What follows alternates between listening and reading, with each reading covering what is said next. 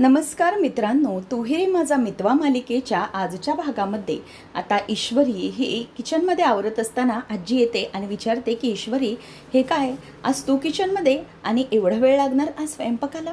तेव्हा ती म्हणते की हो आजी, मी आले ना, मला म्हणजे ऑफिसमधून यायला जरा उशीर झाला, मग दिवे लावले आणि स्वयंपाकाला लागली, म्हणूनच उशीर झाला आहे. पण काय नाही, मी आवरते पटकन, काहीच प्रॉब्लेम नाही. असं म्हटल्यानंतर आता आजी ही तिच्याकडे बघते आणि ईश्वरी आवरायला सुरुवात करते. नम्रता अजून रूममध्ये झोपलेली असते. वल्लरी येते आणि म्हणते की काय गं नम्रता, अजून तू झोपली आहेस? ती म्हणते की हो आई, मी पडले होते, जरा बरं वाटत नव्हतं म्हणून. तेव्हा ती म्हणते की तसं नाही गं, दिवे लावण्याची वेळ झाली आहे आणि माझ्या घरची लक्ष्मी अजून अशी झोपली आहे म्हणून म्हटलं. तेव्हा ती म्हणते की हो आई, त्याचं काय झालं ना, मला जरा बरं नव्हतं म्हणूनच. तेव्हा ती म्हणते की नाही गं, तू अशी इथे झोपली आहे आणि ती दिवसभर ऑफिसमध्ये असलेली ईश्वरी सगळ्या कामाचं क्रेडिट घेते. खाली ती सगळ्यांसमोर काम करते आणि आईंना वाटतंय की दिवसभर तीच राबते म्हणून. बघितलं कशी काम करते आणि आईंना मात्र त्याचं कौतुक वाटते. पण तू दिवसभर लग्न झाल्यापासून राब त्या किचनमध्ये राबत असते, पण कोणाला आहे का त्याचं कौतुक? त्या ईश्वरीने जरासं काही काम केलं की लगेचच तिचं कौतुक करायला लागले. बघितलं का, असं चालतं या घरामध्ये आणि त्यामुळे मला हे अजिबात आवडत नाही. ते ईश्वरी पण असं दाखवते की जणू काय तिनेच सगळं दिवसभर काम केले आणि तिच्या भोवती बघ कसा सगळा गरडा आहे, सगळेजण तिच्या भोवती जमलेत. पण तू काम करत असताना कोणी काही तुझ्याशी साधं बोलायला तरी येतं का? आणि हे सगळं होत असताना सगळ्यांना असं वाटतं की ईश्वरीच मात्र ग्रेट आहे आणि तुला तर मात्र सगळ्यांना किचनमध्ये बघण्याची सवय झालेली आहे. तू नसलीस की सगळ्यांना असं वाटतं की तू काहीतरी पाप केलंस म्हणून. असं म्हटल्यानंतर आता नमूच्या डोक्यामध्ये पुन्हा एकदा राग भडकतो आणि ती बाहेर जायला जाते. आता ती बाहेर जात असताना लगेचच वल्लरी मामी म्हणते की वा, भारी झालं, आता मस्तपैकी मी बॉम्ब लावून दिला आहे, काडीपेटी टाकली आहे, आता मस्तपैकी त्याचा बार बाहेर उडणार आहे. असं म्हणून ती बाहेर जात असते. तेव्हा ईश्वरी म्हणत असते की आजी, ठीक आहे, आपण आईंच्या पद्धतीची जी कैरीची चटणी आहे ना, ती एकदा करून बघितलीच पाहिजे, म्हणजे कसं खूप मजा येईल. मग नंतर आजी म्हणते की हो ईश्वरी, अगं ती मस्त असते चटणी, तुला माहीत नाही आहे, भारीच लागते. तेव्हा ईश्वरी म्हणते की हो हो, एकदा आपण करून बघूयाच. तर अंजली पण हसत असते आणि म्हणते की हो ईश्वरी, एकदा तू बनव.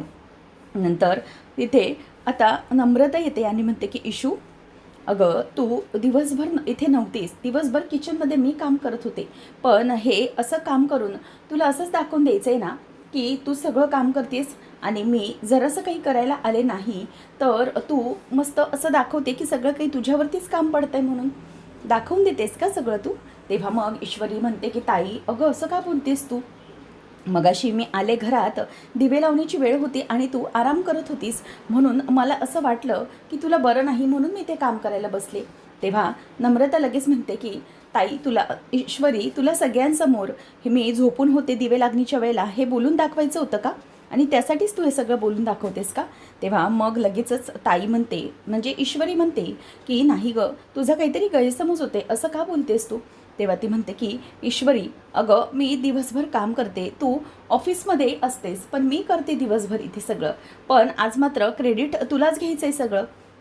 तेव्हा लगेचच आता नम्रताला ईश्वरी म्हणते की नाही ताई, तू प्लीज कोणताही गैरसमज करून घेऊ नको, काहीतरी चुकीचं वाटतंय तुला. तेव्हा ती म्हणते की माझ्यावर कोणाचं लक्ष आहे की नाही? हे बघ ईश्वरी, तू अगोदर लग्न झालं नव्हतं तेव्हा माझ्याबरोबर किती वेळा बोलायचीस गं, पण आता इथे लग्न येऊन आल्यापासून मी फक्त किचनमध्येच काम करत असताना दिसते. नम्रता कुठे, जर ती किचनमध्ये नसेल तर मग सगळ्यांना अगदी असं चुकीचं वाटतं की ही कुठे बाहेर गेली असेल. हे सगळं काय आहे? म्हणजे लग्न होऊन नवीन मला म्हणजे 1 महिनाही झाला नाही, नवी नवरी आहे मी आणि सारखं मला किचनमध्ये राबावं लागतं, कोणी माझा विचारही करत नाही आणि जर ते वेळेत झालं नसेल तर सारखं मला ऐकून घ्यावं लागतं. हे खूप चुकीचं आहे ना. म्हणजे जेव्हा तुझं नवीन लग्न झालं होतं तेव्हा काय परिस्थिती होती मला माहीत नाही, पण आता ईश्वरी, तूही मला असं गृहीत धरल्यासारखं करते. मला असं वाटतं की मला गृहीत धरलं जातं आणि म्हणूनच मला या सगळ्याचा ना खूप राग आला आहे आता. आणि तेवढ्यातच आता तिथे आकाश येतो आणि म्हणतो की व्हॉट्स रॉंग? आणि ईश्वरी, काय झालं, तू मला फोन केला होता, असं काही प्रॉब्लेम आहे का? तेव्हा ती म्हणते की वा आकाश वा, मी दिवसातून तुम्हाला किती कॉल करते, तुम्ही माझा कॉल रिसीव्ह केला नाही आणि ईश्वरीचा एक साधा फोन केला, तुम्ही लगेच धावत पळत तिकडे निघून आलात. वा, हे तर मस्तच आहे. म्हणजे तुम्ही मला इग्नोर करता आणि तिचे कॉल रिसीव्ह करता. तेव्हा मग लगेचच ईश्वरी म्हणते की नाही नाही ताई, अगं असं काही नाही आहे. मग अशी मी आले तेव्हा तू झोपली होतीस, मला वाटलं तुला बरं नाही म्हणून मी आकाश भाऊजींना कॉल करून अर्जंटली बोलावून घेतलं होतं तुझ्यासाठी, तुला बरं नाही म्हणून. तेव्हा मग लगेच आकाश म्हणतो की काय झालं नम्रता. तेव्हा ती म्हणते की तुम्ही काय झालं म्हणून मला विचारता, सांगा ना, माझ्याकडे तुमचं लक्ष आहे का, जरा तरी माझ्याकडे लक्ष आहे का सांगा मला. हे बघा इथे माझा हात भाजला आहे, तुम्ही बघितलं होतं. तेव्हा तो पटकन बघतो आणि म्हणतो की दाखव. तेव्हा मग ती म्हणते की दाखव काय दाखव, आता काहीच गरज नाही आहे. तेवढ्यातच मामा तिथे येतो आणि म्हणतो की काय झालं नम्रता, थांब जरा, तू काय बोलतेस आणि कशाला हे सगळं करते. तेव्हा ती म्हणते की बाबा माझ्याबरोबर काय घडतंय ना हे मला माहीत आहे आणि आता ना माझ्या हे सगळं सहन करणं पलीकडचं झालं आहे आणि म्हणूनच मी बोलून दाखवते हे सगळं. बघा माझा हात भाजलाय आणि आकाश सर यांचं माझ्याकडे जराही लक्ष नाही आहे. तेव्हा मग ईश्वरी हात बघायला लागते. ती म्हणते की नमुताई बघू जरा, पण नम्रता तिच्याकडूनही हात झटकून घेते आणि म्हणते की का, कशासाठी आता हे सगळं. अगं मला ह्या सगळ्याचा त्रास होतोय हे तुम्हाला कोणाला काहीही समजत नाही आहे. फक्त एकच गोष्ट तुमच्या लक्षात येते, ते म्हणजे की मी इथे काम करणारी आहे बस. तेव्हा मग ईश्वरी म्हणते की नाही नाही ताई, तू काहीतरी चुकीचं समजते, असं तुझ्याबद्दल आम्ही कसा विचार करू गं, अगं तू बहीण आहेस माझी मोठी. तेव्हा मग ती म्हणते की हो बहीण आहे ना मी, म्हणूनच तुला मला फक्त काय इथे जाऊबाई म्हणून मी तुला नको हवे होते, मी तुला इथे काम करणारी बाई हवी होती. इशू अगं तुम्ही कोणी जरा तरी विचार करताय का की आमचं नवीन लग्न झालेलं आहे, आम्हाला कुठल्याही प्रकारची मोकळीक नाही आहे गं. म्हणजे कुठे फिरायला जावं तर तेही परमिशनशिवाय जाता येत नाही आणि मुळात गेलोच नाही आहे. त्या दिवशीही गेलो ते फक्त तुमच्यासमोर, तुमच्याबरोबर. का असे नवरा बायको म्हणून आम्ही स्वतंत्र कधी फिरायला जाऊ शकत नाही का? ही सगळी बंधनं आमच्यावरती का आहेत मला हे समजत नाही. अजूनही आम्हाला विचार करावा लागतो, म्हणजे बोलण्यासाठी ही वेळ मिळत नाही. हे आकाश सर दिवसभर कामात बिझी असतात, रात्रीचेही काम करत असतात. मी फक्त एवढंच एक्सपेक्ट करते यांच्याकडून की निदान त्यांचे 3 तास तरी मला मिळावे, पण तेही मला मिळत नाही. यात माझी काय चूक आहे. म्हणजे मी दिवसभर काम करायचं तर यांच्याशी बोलण्यासाठी. आकाश सरांनी मला एक आज प्रॉमिस केलं होतं, विसरलेत ते. तेव्हा मग लगेचच मामा म्हणतो की काय, कोणतं प्रॉमिस केलं होतंस आकाश तू तिला, काय झालं. तेव्हा ती म्हणते की थांबा, ते बोलणार नाहीत, मीच बोलून दाखवते. त्यांनी मला प्रॉमिस केलं होतं की आम्ही आज मूवीला जाऊ म्हणून, पण अचानक त्यांना फोन आला जिजूंचा आणि त्यामुळे त्यांना अर्जंटली निघावं लागलं. पण त्यावेळेला त्यांचं माझ्याकडे जराही लक्ष नव्हतं की माझ्या हाताला काहीतरी लागलं आहे, काहीतरी झालं आहे, हे जराही त्यांना जाणवलं नव्हतं. याचाच मला जरा जास्त त्रास होतो की ते माझ्याकडे जराही वेळ देऊ शकत नाही आहेत. फोन आल्या लगेचच त्यांना पळावं लागतं. आता हे ऐकल्यानंतर ईश्वरी म्हणते की हे बघ नमुताई, ऑफिसमध्ये आज खूप मोठा प्रॉब्लेम झाला होता म्हणून हे सगळं झालं. तेव्हा ती म्हणते की हो तेच तर आहे ना, सगळेजणं मलाच गृहीत धरतात, म्हणजे काही प्रॉब्लेम झाला तर सगळ्यांना असं वाटतं की आहे नाही ती सांभाळून घेईल, नमू आहे ना, नमू सगळं करेल. पण अरे माझा कोणीतरी माणूस म्हणून विचार करतंय का, सांग ना ईश्वरी. मला तर असं वाटतंय ना की तुला या घरामध्ये तुला जाऊबाई म्हणून नको हवे होते मी, तुला या घरात फक्त एक मोलकरीण बाई हवी होती, स्वयंपाकीन बाई जी तुला भेटली. मग तू हे सगळं असं टाकून चालली आहेस आणि प्रत्येक वेळेला माझ्यावरती की हा बाबा मी करेन. पण हो किती वेळपर्यंत, माझ्याकडे पण काही मर्यादा आहेत ना सहन करण्याच्या. इतका त्रास होणे मी कोणाला व्यक्त करू, सांग ना मला. असं बोलून आता ईश्वरीला ती गप्प करते. नंतर मग ती आजीजवळ जाते आणि म्हणते की आजी तुम्ही मला सांगा की माझं काही चुकलं असेल तर, तुम्ही या घरातल्या मोठ्या आहात, पण माझं काही चुकलं आहे का तर तुम्ही मला सांगा. तेव्हा मग आता आजी उठते आणि म्हणते की हे बघ नम्रता, तू हे जे काही बोलतेस ना ते ठीक आहे आणि तुझाही मुद्दा अगदी चुकीचा आहे किंवा वावगा आहे असं मी म्हणणार नाही. कारण की काय आहे ना, एखाद्या व्यक्तीला जर त्रास होत असेल कुटुंबाच्या तर तो आपल्या व्यक्तींकडेच बोलून दाखवणार, कुठे बाहेर बोलून दाखवू शकत नाही. आणि तू नवी नवरी असून असं सगळं बोलून दाखवलंस, यामध्ये तुझी काही चूक आहे असं मी तुला अजिबात म्हणणार नाही. कारण की तुला जे काही मनाने वाटतंय ते तू बोलून दाखवलंस आणि मुळात म्हणजे घरातल्या सुनांनी गप्प बसून फक्त सहन करत राहणं हे मलाही पटत नाही. आणि तू जे काही बोलून दाखवलंस, तुझ्या भावना सांगितल्यास त्या तू आपल्या हक्काच्या माणसांसमोरच मांडल्यास ना, बरोबर. आम्ही तुझी सगळी हक्काची माणसं आहोत आणि त्यासाठी तू आमच्या सगळ्यांसमोर हे बोलून दाखवलंस, यामध्ये मला काहीही चुकीचं वाटत नाही. आपण आपलं मन मारायचं नाही या मताची मी आहे. सून म्हणून प्रत्येक गोष्ट सहन केली पाहिजे हेही नाही आहे. आणि म्हणूनच मी तुला एकच सांगेन की तुला जे काही वाटतं ते तू आम्हाला बोलून दाखवलंस, आणि खरं म्हणायला गेलं तर या सगळ्यामध्ये कुठेतरी आमचंही चुकलं. म्हणजे आणि आम्हीही तुम्हाला समजून म्हणजे तुला समजून घेण्यात चुकलो. तू नवी नवरी आहेस, तुलाही घरात रुळायला वेळ मिळाला पाहिजे किंवा तुला आणि आकाशला जरा वेळ मिळाला पाहिजे, या सगळ्या गोष्टी आम्ही विसरून गेलो होतो. म्हणजे घरात सध्या जी काही गडबड सुरू आहे त्यावरून आम्हालाही समजलं की तुमची खूप तारांबळ उडते. तुमचं लग्नही एकदम विचित्र परिस्थितीमध्ये झालं आणि त्यानंतर मग हे घरात गेला म्हणजे जवळजवळ महिना होईल, पण तुमच्या बाबतीत आम्ही काही विचारच केला नाही किंवा तुम्हाला कुठे बाहेर फिरावंसं वाटत असेल, तुम्हाला वेळ द्यावंसं वाटत असेल एकमेकांना, याचाही मी नाही विचार केला. नाही, माझं खरंच चुकलं. तेव्हा मग नम्रता म्हणते की नाही आजी, तुम्ही माफी मागवण्यासाठी नाही बोलली आहे मी. तर अंजली पण म्हणते की हो खरंच नम्रता, चुकलं आमचं, आय एम व्हेरी सॉरी, आम्ही विचारच नव्हता केला. तेव्हा मग लगेचच नम्रता पुन्हा म्हणते की नाही ताई, तुम्ही प्लीज सॉरी म्हणू नका, मी सॉरी म्हणण्यासाठी हे सगळं नाही बोलली आहे कोणाला. तेव्हा इथे वल्लरी विचार करते की काय चाललं आहे हे सगळं, मी मस्तपैकी आग लावून दिली होती, ही मस्त नम्रता भडका उडवत होती, तेवढ्यातच ह्या म्हातारीने याच्यावर ओल्ड लेडीने पाणी फेकून दिलं. झालं, सगळा बॉम्ब फुटला, माझा फुसका निघाला. तेव्हा मग ईश्वरी आता नम्रताकडे बघत असते. ती म्हणते की नमुताई थांब जरा, मला बोलायचं आहे. परंतु नम्रता काही थांबत नाही, ती खूप चिडलेली असते, ती तनतन करत तिथून निघून जाते. त्यानंतर मग आता ईश्वरी अपसेट असते. आकाश तिला म्हणतो की ईश्वरी नको काळजी करू, मी जाऊन बोलतो तिच्यासोबत, तिच्याशी बोलल्यानंतर तिला बरं वाटेल, तिचा राग मी शांत करतो, डोंट वरी, मी बघतो, असं म्हणून आता आकाश तिथे रूममध्ये जायला निघतो. आणि घरामध्ये सगळ्यांना वाईट वाटलेलं असतं, म्हणजे जे काही घडलं आहे त्यामुळे प्रत्येकालाच त्रास झालेला असतो. तर इथे ईश्वरी अर्णवजवळ जाते आणि म्हणते की सर, मी ऑफिसमध्ये येते हे घरातलं सगळं टाकून, त्यामुळे नम्रता ताईवरती खूप प्रेशर येतो आहे, मला कळलं आहे आता, त्यामुळे मी उद्यापासून ऑफिसला येणार नाही, ऑफिसचं काम मला जमणार नाही, हवं तर मी तुम्हाला घरून हवी तितकी मदत करत जाईन. तेव्हा तो म्हणतो की मिस इंदोर.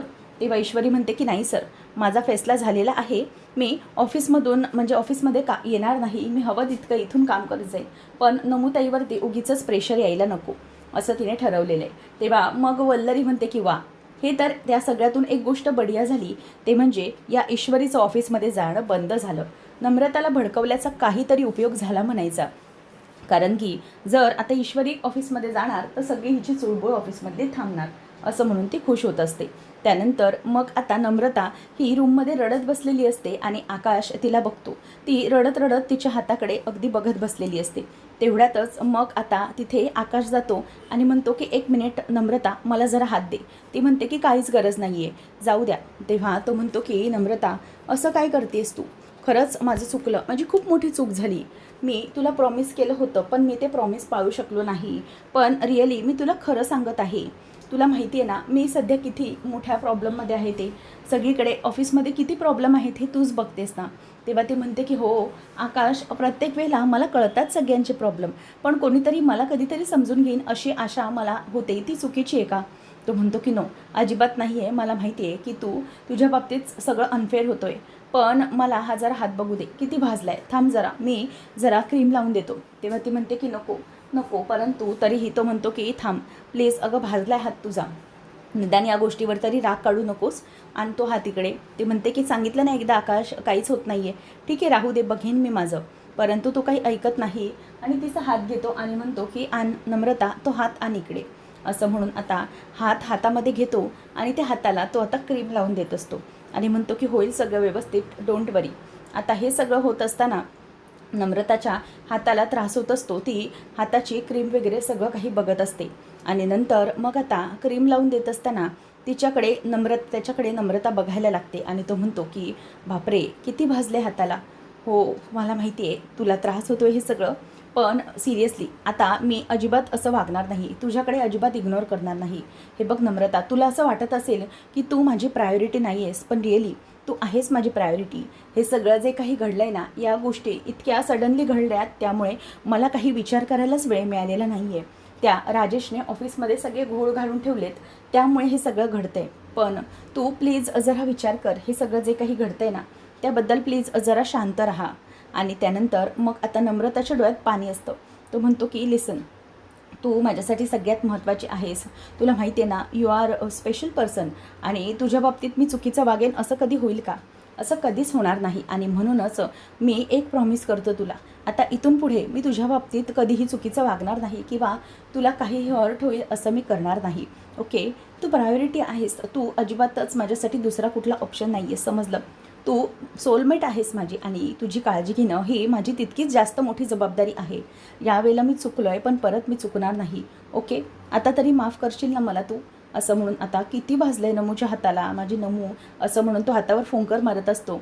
त्यावेळेला आता नम्रताला म्हणतो की आता तरी गेला ना तुझा राग. तेव्हा ती हसायला लागते आणि नंतर मग तो तिला बोलतो की हो, आता अशी रागाने बघू नकोस माझ्याकडे आणि तुला माहिती आहे की सगळं काही होईल व्यवस्थित आणि मी नक्कीच सगळं काही सॉर्ट करण्याचा प्रयत्न करेन. फक्त तू जरा शांत हो, अजिबात काहीही चुकीचा विचार आणू नकोस. आता तरी तू केलं आहेस ना मला माफ, असं म्हणून आता तो तिचा हातात हात धरतो आणि ती भाजलंय मला असं म्हणून आता लहान मुलासारखं त्याला बोलायला लागते आणि नंतर तो म्हणतो की हो माहिती आहे मला, थांब, असं म्हणून आता तो तिच्या हाताला मलम लावलेलं असताना त्याच्यावरती अलवारगाने फुंकर मारत असतो आणि म्हणतो की होईल होईल, सगळं व्यवस्थित होईल, डोंट वरी, असं म्हणून आता फुंकर मारत असताना ती गालातल्या गालात हसायला लागते. आणि त्याचनंतर इथे आता तो म्हणतो की मी आहे, पटकन आलो, तू इथे बस, आराम कर, कुठेही जायची गरज नाही, शांत इथे बस, असं म्हणून आता तो बाहेर पडतो. तेवढ्यातच तिथे रूममध्ये अर्णव जायला निघत असतो. तेव्हा अर्णव म्हणतो की सगळं ओके आहे ना आतमध्ये? तेव्हा तो म्हणतो की का रे दादा काय झालं? तेव्हा अर्णव म्हणतो की ॲक्च्युली मला नम्रताला सॉरी म्हणायचं होतं, म्हणजे रिअली आपण सगळेच तिच्या बाबतीत खूप मोठी चूक केली आहे आणि मीही चुकलो आहे.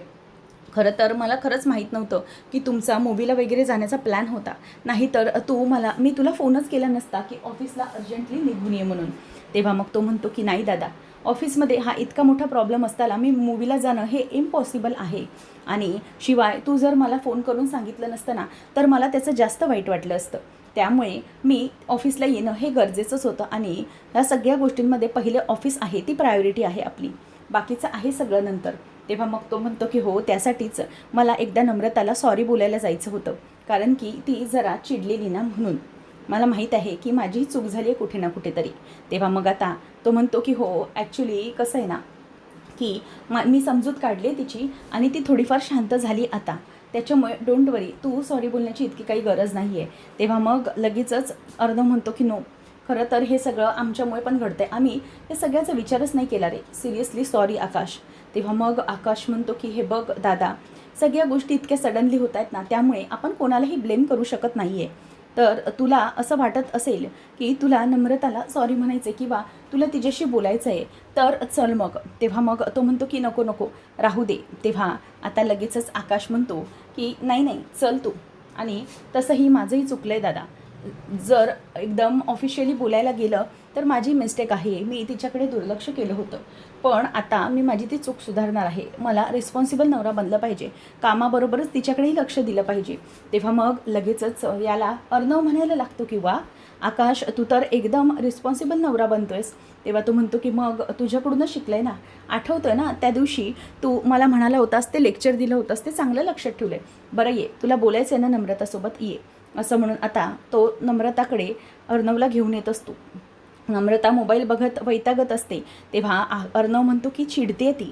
तेव्हा मग तो म्हणतो की नाही नाही चल चल, बोल तू तिच्याशी. तेव्हा आता तो म्हणतो की ये इथे दादा. तेव्हा नम्रता ही बसलेली असते. तेव्हा आकाश म्हणतो की अरे बोल जा तिच्याशी. तेव्हा मग आता नम्रताला बघत अर्णव म्हणतो की सिरियसली नम्रता, तुला ओके वाटतंय ना आता? ती म्हणते की हो जीजू, मी ठीक आहे. मग तो म्हणतो की मला तुला पहिले तर फर्स्ट ऑफ ऑल सॉरी बोलायचं आहे की इतकं सगळं तुझ्या बाबतीत घडतं आहे आणि आम्ही कोणीही त्याबद्दल जराही नोटीस करू शकत नाही आहे. म्हणजे मला कळतं आहे की ही खूप मोठी चूक होती आमच्याकडून, तुमच्या दोघांना एकमेकांना वेळ दिला जात नाही आहे, म्हणून सॉरी. तेव्हा मग लगेच नम्रता म्हणते की नाही जीजू, तुम्ही प्लीज सॉरी बोलू नका. तेव्हा मग तो म्हणतो की नाही नाही, खरंच जे आहे ते आहे, मी खरंच इतका विचार केला नव्हता या सगळ्यामध्ये, पण नाही आता मला विचार करायला हवा. आता मी कोणाचंच काही ऐकणार नाही आहे. नम्रता, एक गोष्ट करायची, ते म्हणजे की आता तुझ्या बाबतीत कुठल्याही प्रकारचा अन्याय होणार नाही. तुला शिर्केचा थोड्या वेळात फोन येईल, त्या शिर्केला तू सांगायचं आहे की तुला कुठे जायचं आहे आणि हो, तुम्ही तिथे हे मस्तपैकी दोघंजणं फिरायला जायचं आहे. 15 दिवस आकाशला सुट्टी. नो ऑफिस नो घर, कसलीच जबाबदारी नाही. तुम्ही दोघंजणही मस्त 15 दिवस फिरायला जाऊन या आणि एकमेकांना वेळ द्या. म्हणजे कसं आहे ना, सगळं काही सॉर्ट होऊन जाईल, सगळं ठीक वाटेल तुम्हाला. तेव्हा नम्रता मात्र मनातल्या मनात खूप खुश होते. पण आकाश म्हणतो की नको दादा, असं काहीही करू नकोस तू, 15 दिवस वगैरे मी कुठेही जाणार नाही आहे. तेव्हा मग आता अर्णव म्हणतो की अरे जाऊन ये ना, सिरियसली बोलतोय मी. इकडे ऑफिस हँडल करायला मी आहे, बाकीचे सगळेजण आहेत, शिर्के आहेत, मामा आहे, काहीच प्रॉब्लेम नाही आहे, आम्ही करू सगळं हँडल, डोंट वरी. तेव्हा अर्णवला तो म्हणतो की नो दादा, अजिबात नाही, अजिबात हे सगळं नाही करू शकत, आम्ही कुठेही जाणार नाही आहे. दादा मला माहिती आहे ऑफिसची सिच्युएशन काय आहे, सध्या ऑफिसमध्ये काय चाललं आहे, त्यामुळे मी नाही जाणार आहे, प्लीज तू हे सगळं बुकिंग करू नको. तेव्हा मग तो म्हणतो की बरं ठीक आहे. नंतर तो पुढे म्हणतो की ओके, तुम्ही नंतर कधीतरी जा फिरायला, तुम्हाला जेव्हा वाटेल तेव्हा, परंतु आता एक गोष्ट तरी मला तुमच्यासाठी करू द्या. तेव्हा लगेचच तो विचारतो की कोणती. मग आकाश म्हणतो दादा काय आता तू बोलतोयस ते बोल. तेव्हा मग अर्णव त्याला सांगतो की मी तुमच्यासाठी आजची रात्रीची मूवी तिकीट ऑनलाईन बुक करणार आहे, तर तुम्ही दोघंजणही जा, मस्तपैकी मूवी बघून या, मजा करून या आणि कुठल्याही प्रकारचं टेन्शन इथलं घेण्याची गरज नाही आहे. दोघंजणी जा, छान वाटेल, म्हणजे नम्रता तुम्हालाही एकमेकांना वेळ मिळेल असं. तेव्हा मग नमू जिजू थँक्यू असं बोलते आणि तो तिला परत सॉरी बोलतो. तेव्हा नमू म्हणते की नाही जिजू प्लीज, आता तुम्ही सॉरी बोलण्याची काही गरज नाही आहे, प्लीज सॉरी बोलू नका. तेव्हा मग आता नम्रता आणि आकाश बाहेर जाणार म्हणून खूप खुश असतात. तर आता पुढच्या भागामध्ये बाबा हे अर्णवला म्हणतात की अर्णव, मला कळलं आहे की ऑफिसमध्ये खूप मोठे मोठे प्रॉब्लेम झालेले आहेत, राजेशने केलेले आहेत अंजलीच्या नवऱ्याने, त्यामुळे मला असं वाटतं आहे की मी ऑफिसमध्ये येतो आणि काय झालं आहे ते सगळं बघतो. म्हणजे माझी अशी इच्छा आहे की हे जे सगळं काही झालं आहे त्या सगळ्यामध्ये कुठेतरी माझाही हातभार लागावा, म्हणून मी ऑफिसमध्ये येतो. तेव्हा अर्णव त्यांच्यावरती चिडून म्हणतो की नाही, त्याची काहीही गरज नाही आहे, हे सगळं ऑफिस हे माझं आहे आणि हे सात्विक फॅशन हे मी उभं केलेले ऑफिस आहे, त्यामुळे या ऑफिसमध्ये जे काही प्रॉब्लेम होतील ते सगळे मला फेस करता येतात. त्यामुळे हे सगळे जे काही जे काही प्रॉब्लेम आलेत, ऑफिसमधले इश्यूज आहेत, ते सगळे मी सॉल्व करायला, हँडल करायला कॅपेबल आहे, मला त्यात कोणाचीही गरज नाही आहे, असं तो सरळ बोलून दाखवतो. त्यामुळे बाबांचा चेहरा बढतो. आता अर्णव ईश्वरीला ते शेअर्सचे पेपर दाखवतो आणि म्हणतो की मिस इंदोर, हे पेपर्स बघितलेस का तू. तेव्हा ईश्वरी म्हणते की नाही, काय झालं आहे. तेव्हा अर्णव म्हणतो की मिस इंदोर, हे सगळे जे पेपर्स आहेत ना, हे पेपर्स राकेशने सौदामिनी देशमुखला विकलेले नाही आहेत, तर हे त्याने तिच्याकडे गहाण ठेवलेले आहेत, हे सगळे शेअर 60%. आता हे ऐकल्यावर ईश्वरीलाही धक्का बसतो. आता अर्णव म्हणतो की मिस इंदोर, हा असा सगळा प्रॉब्लेम आहे, आता नेमकं ईश्वरी आणि अर्णव या सगळ्यामधून कसा तोडगा काढतील पाहणं रंजक ठरेल. अशाच अपडेट्ससाठी चॅनलला नक्की सबस्क्राईब करा. धन्यवाद.